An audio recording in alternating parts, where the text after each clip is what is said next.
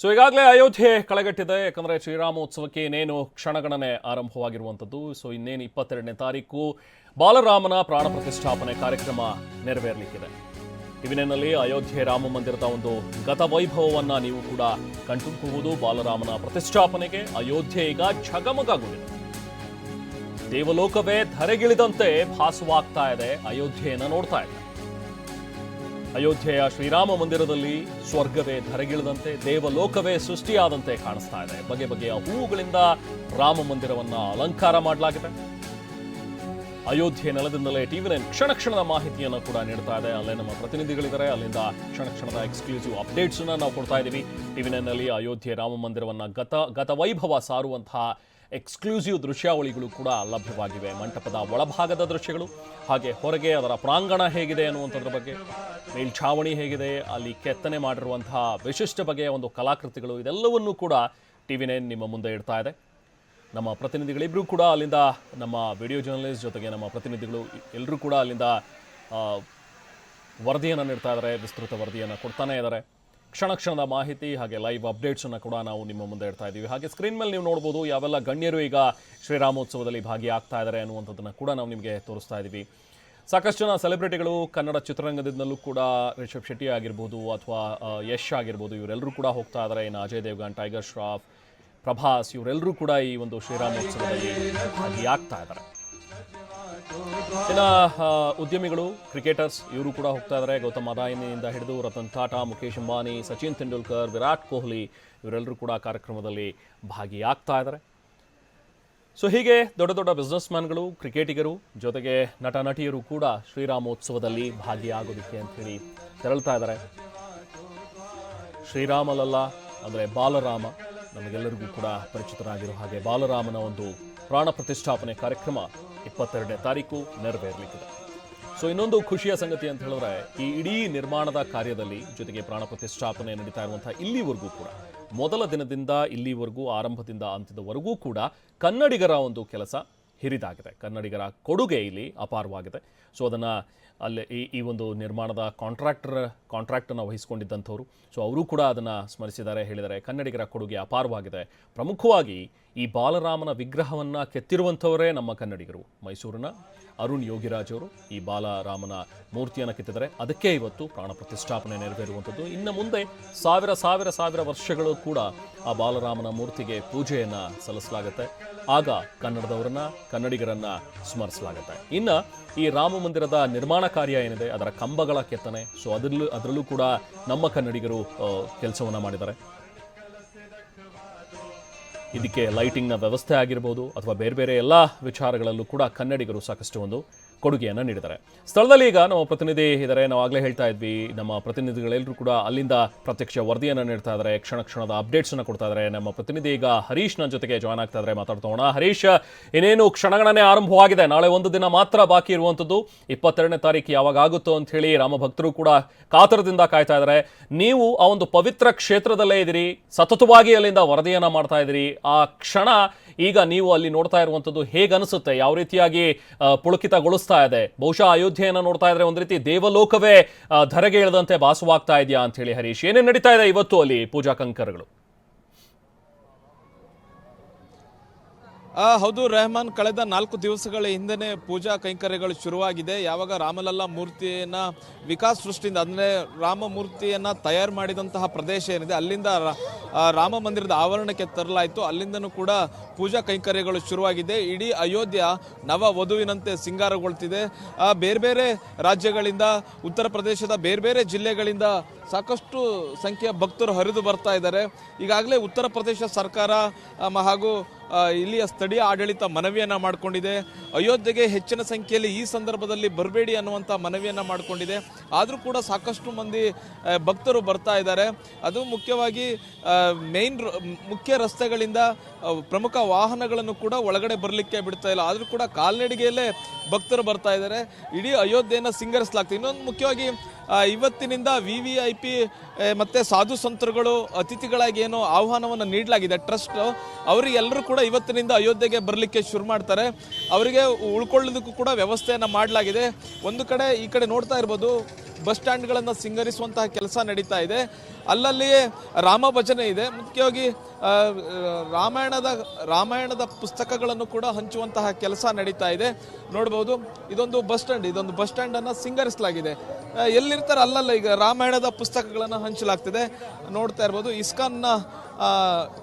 ISKCON ಅವರು ಈ ರಾಮಾಯಣದ ಪುಸ್ತಕಗಳನ್ನು ಇಲ್ಲಿ ಬರುವಂತಹ ಭಕ್ತರಿಗೆ ಉಚಿತವಾಗಿ ಹಂಚ್ತಾ ಇದ್ದಾರೆ. ಇಲ್ಲೂ ಮುಖ್ಯವಾಗಿ ನೋಡ್ಬೋದು, ಯಾರೇ ಬಂದರೂ ಅಯೋಧ್ಯೆಗೆ ಯಾರೇ ಬರಲಿ ಅವರಿಗೆ ಉಚಿತವಾಗಿ ತಿಂಡಿ ವ್ಯವಸ್ಥೆ ಆಗಿರ್ಬೋದು, ಊಟದ ವ್ಯವಸ್ಥೆ, ಜೊತೆಗೆ ಟೀ ಕೊಡುವಂತಹ ವ್ಯವಸ್ಥೆಯನ್ನ ಮಾಡ್ತಿದ್ದಾರೆ. ನಾನು ಇವ್ರನ್ನ ಮಾತಾಡಿಸ್ತಾ ಹೋಗ್ತೀನಿ. ಭೈ, ಆಪ್ ಕಹಾ ಸೆ? मैं यूपी शामली से। अच्छा, ये सेवा क्यों कर रहे हैं? ये सेवा संत श्री आसाराम बापू से हमें करने को कहा है। हम इसलिए बापूजी के शिष्य है और उनकी सेवा करते हैं। पूरा दिन ऐसे ही सेवा करेगा? पूरा दिन ऐसे ही सेवा करते हैं। रात को 11 बजे तक ऐसे ही सेवा करेंगे। ರಾತ್ರಿ 12 ಗಂಟೆವರೆಗೂ ಕೂಡ ಇದೇ ರೀತಿಯಾಗಿ ಉಚಿತವಾಗಿ ಊಟ ಹಾಗೂ ಟೀ ವ್ಯವಸ್ಥೆಯನ್ನು ಮಾಡ್ತೀವಿ. ಯಾಕೆಂದರೆ ಸಾಕಷ್ಟು ಚಳಿ ಇದೆ. ಪ್ರತಿ 10 ನಿಮಿಷಕ್ಕೊಮ್ಮೆ ಟೀ ಕುಡಿಬೇಕು ಅನಿಸುತ್ತೆ. ಅಷ್ಟು ಚಳಿ ಇರೋದ್ರಿಂದ ಬರುವಂಥ ಭಕ್ತರಿಗೂ ಕೂಡ ಇದು ಭಾಳಷ್ಟು ಸಹಕಾರಿಯಾಗ್ತದೆ. ನೋಡ್ಬೋದು, ಇದು ಉತ್ತರ ಪ್ರದೇಶದ ಯಾವುದೋ ಹಳ್ಳಿಯಿಂದ ಇಡೀ ರಾಮ ಭಜನೆ ಮಾಡಿಕೊಂಡು ಯಾತ್ರೆ ಬರ್ತಾ ಇದ್ದಾರೆ. ಇದೇ ರೀತಿಯಾಗಿ ಸಾವಿರಾರು ಸಂಖ್ಯೆಯಲ್ಲಿ ಯಾತ್ರೆ ಮಾಡಿಕೊಂಡು ಭಕ್ತರು ಬರ್ತಾ ಇದ್ದಾರೆ. ಉತ್ತರ ಪ್ರದೇಶ ಸರ್ಕಾರ ಮನವಿ ಮಾಡಿಕೊಂಡಿದೆ, ಇಷ್ಟು ಸಂಖ್ಯೆಯಲ್ಲಿ ಬರಬೇಡಿ ಅನ್ನುವಂಥ. ಮತ್ತೆ ಉತ್ತರ ಪ್ರದೇಶ ಮುಖ್ಯಮಂತ್ರಿ ಯೋಗಿ ಆದಿತ್ಯನಾಥ್ ಅವರು ಕೂಡ ಮನವಿ ಮಾಡಿಕೊಂಡಿದ್ದಾರೆ.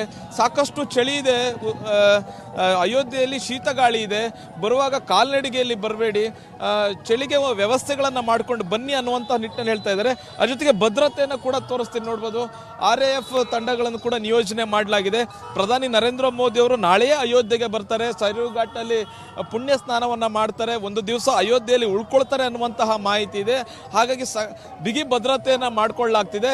ಸಂಜೆಯ ವೇಳೆಗೆ ಇಲ್ಲಿ ಜನರು ಕೂಡ ಓಡಾಡುವ ಪರಿಸ್ಥಿತಿ. ಯಾಕೆಂದರೆ ಸಂಜೆಯ ವೇಳೆಗಾಗಲೇ SPG ತಂಡ ತನ್ನ ಹತೋಟಿಗೆ ತೆಗೆದುಕೊಳ್ಳುತ್ತೆ. ಸಂಪೂರ್ಣ ಭದ್ರತೆಯನ್ನು SPG ತಂಡ ನೋಡಿಕೊಡುತ್ತೆ. ಮುಖ್ಯವಾಗಿ ಅಯೋಧ್ಯೆಯಲ್ಲಿ 10,000ಕ್ಕೂ ಹೆಚ್ಚು ಪೊಲೀಸ್ ಭದ್ರತೆಯನ್ನು ನಿಯೋಜನೆ ಮಾಡಲಾಗಿದೆ. ಮುಖ್ಯವಾಗಿ ಉತ್ತರ ಪ್ರದೇಶದ ವಿವಿಧ ಜಿಲ್ಲೆಗಳಿಂದಲೂ ಕೂಡ ಪೊಲೀಸ್ ತಂಡಗಳನ್ನು ಕರೆಸಲಾಗಿದೆ. ಮತ್ತು ಕೇಂದ್ರ ಪಡೆಗಳನ್ನು ಕೂಡ ಅಯೋಧ್ಯೆಗೆ ಕರೆಸಿ ಹೆಚ್ಚಿನ ಭದ್ರತೆಯನ್ನು ನೋಡಿಕೊಳ್ಳಲಾಗ್ತಿದೆ. ರೆಹಮಾನ್. ಎಸ್, ಸರೇಶ್ ಮತ್ತೆ ಸಂಪರ್ಕಿಸ್ತಾನೆ. ಥ್ಯಾಂಕ್ ಯು ತಮ್ಮ ಡೀಟೇಲ್ಸ್ಗೆ. ಇನ್ನು ಬಾಲರಾಮನ ಪ್ರಾಣ ಪ್ರತಿಷ್ಠಾಪನೆಗೆ ಕನ್ನಡಿಗರ ಒಂದು ಕೊಡುಗೆ ಅಪಾರವಾಗಿದೆ ಅನ್ನುವಂಥದ್ರ ಬಗ್ಗೆ ನಾವು ಮಾತಾಡ್ತಾ ಇದ್ವಿ. ಈಗ ಆವತ್ತು ನಡೆಯುವಂತಹ ಪ್ರಾಣ ಪ್ರತಿಷ್ಠಾಪನೆ ಕಾರ್ಯಕ್ರಮ ಏನಿದೆ ಅದರ ಮುಹೂರ್ತವನ್ನು ಇಟ್ಟಿರುವಂಥವರು ಕೂಡ ನಮ್ಮ ಕನ್ನಡಿಗರೇ. ಅಭಿಜಿತ್ ಮುಹೂರ್ತ ಮೇಷ ಲಗ್ನದಲ್ಲಿ ಪ್ರಾಣ ಪ್ರತಿಷ್ಠಾಪನೆ ಕಾರ್ಯ ನೆರವೇರುತ್ತೆ.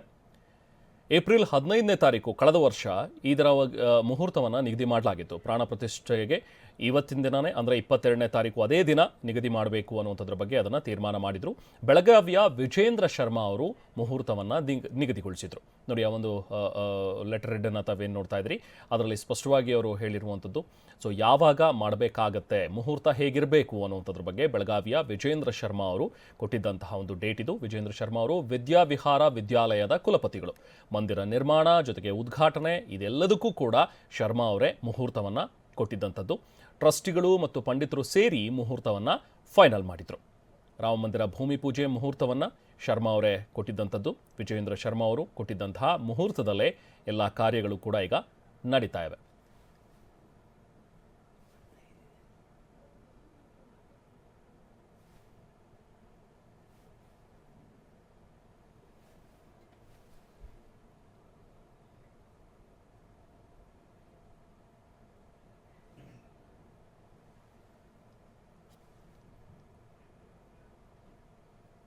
ಇದು ವಿಜಯೇಂದ್ರ ಶರ್ಮಾ ಅವರು ಬರೆದುಕೊಟ್ಟಿದ್ದಂತಹ ಒಂದು ಮುಹೂರ್ತ. ನೋಡಿ, ಇಲ್ಲಿ ಜನವರಿ 22ನೇ ತಾರೀಕು 2024 ಸಮಯ ಮಧ್ಯಾಹ್ನ 12:50ಕ್ಕೆ ಅಭಿಜಿನ್ ಮುಹೂರ್ತದಲ್ಲಿ ಒಂದು ಪ್ರಾಣ ಪ್ರತಿಷ್ಠಾಪನೆ ಕಾರ್ಯ ನೆರವೇರಿಸಬೇಕು ಅನ್ನುವಂಥದ್ರ ಬಗ್ಗೆ ಅವರು ಕೊಟ್ಟಿದ್ದಂತಹ ಒಂದು ಡೇಟ್ಸ್ ಇದು.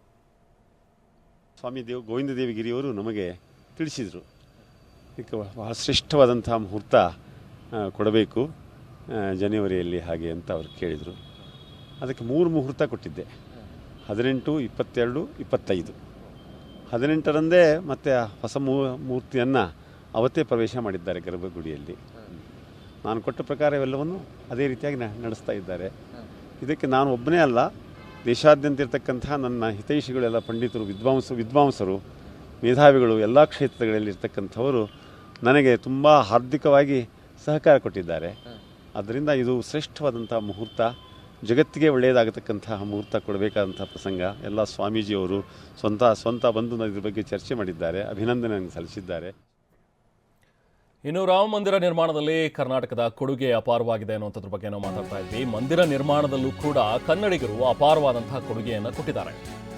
ಸ್ವತಃ ಕಾಂಟ್ರಾಕ್ಟರ್ ಈ ಒಂದು ಮಾತುಗಳನ್ನು ವ್ಯಕ್ತಪಡಿಸಿದ್ದಾರೆ. ಮಂದಿರ ನಿರ್ಮಾಣದಲ್ಲಿ ಕನ್ನಡಿಗರ ಒಂದು ಕೊಡುಗೆ ಇಲ್ಲಿ ಅಪಾರವಾಗಿದೆ. ಮಂದಿರ ನಿರ್ಮಾಣದಲ್ಲಿ ಕನ್ನಡಿಗರು ಹೆಚ್ಚಿನ ಜವಾಬ್ದಾರಿಯನ್ನು ವಹಿಸಿಕೊಂಡಿದ್ದು, ಕರ್ನಾಟಕದವರದ್ದೇ ಮಂದಿರ ಇದು ನಿರ್ಮಾಣದ ಪೂರ್ಣ ಕಾರ್ಯವನ್ನು ಅವರು ಪೂರ್ತಿಗೊಳಿಸಿದ್ದಾರೆ. ಮೊದಲ ಹಂತದಿಂದ ಹಿಡಿದು ಪೂರ್ಣ ನಿರ್ಮಾಣದ ಜವಾಬ್ದಾರಿಯನ್ನು ಅವರೇ ಹೊತ್ತಿದ್ರು ಅನ್ನುವಂಥದ್ರ ಬಗ್ಗೆಯೂ ಕೂಡ ಮಾತನಾಡಿದರೆ, ಶಿಲಾನ್ಯಾಸದಿಂದ ಹಿಡಿದು ಪೂರ್ಣ ನಿರ್ಮಾಣದ ಜವಾಬ್ದಾರಿಯನ್ನು ಕನ್ನಡಿಗರೇ ವಹಿಸಿಕೊಂಡಿದ್ರು. ಅಯೋಧ್ಯೆ ನಿರ್ಮಾಣದ ಕಾಂಟ್ರಾಕ್ಟರ್ ಹೊತ್ತಿದ್ದಂತಹ ಮುನಿರಾಜು ಅವರು ಒಂದು ಸಂತಸವನ್ನು ವ್ಯಕ್ತಪಡಿಸಿದ್ದಾರೆ.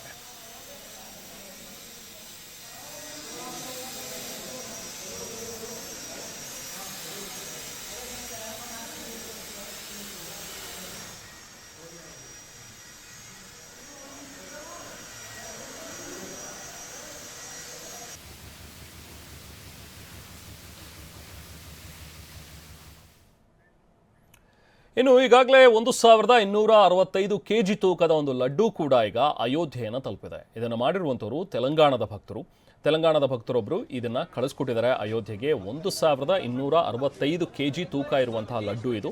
ಅದರ ಮೇಲೆ ಜೈ ಶ್ರೀರಾಮ್ ಅಂತಲೂ ಕೂಡ ಅವರು ಬರ್ತಿದ್ದಾರೆ.